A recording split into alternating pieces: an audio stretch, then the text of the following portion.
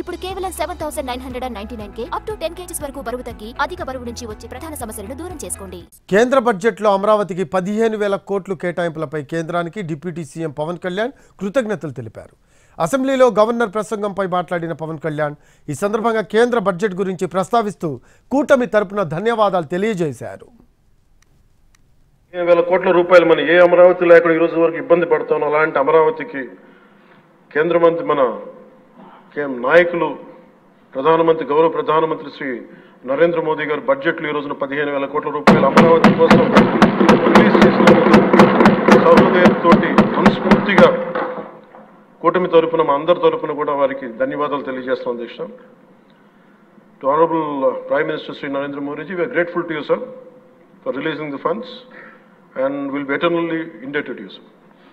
15,000 కోట్ల రూపాయలు మన ఏ అమరావతి లేకుండా ఈరోజు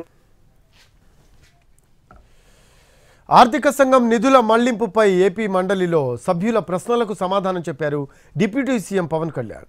వైసీపీ హయాంలో ఆర్థిక సంఘం నిధుల మళ్లింపు మాట వాస్తవమేనన్నారు.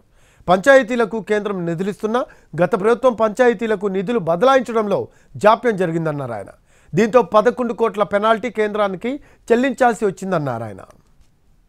పంచాయతీలకు విడుదల చేసిన 14 మరియు 15 ఆర్థిక సంఘం నిధుల్లో దాదాపు 9,000 కోట్లను ప్రభుత్వం దారి మళ్లించిన విషయం వాస్తవమేనా?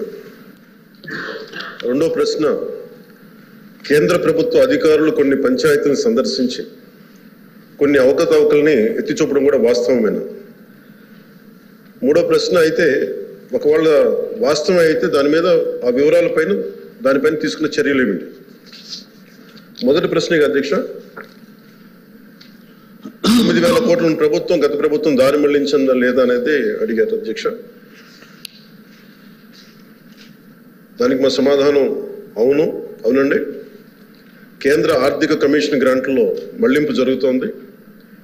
ఇప్పటి వరకు భారత ప్రభుత్వం ఆర్థిక కమిషన్ గ్రాంట్ను విడుదల చేసినప్పటికీ పంచాయతీరాజ్ సంస్థలకు 998 కోట్ల నిధులు ఇంకా విడుదల కాలేదు.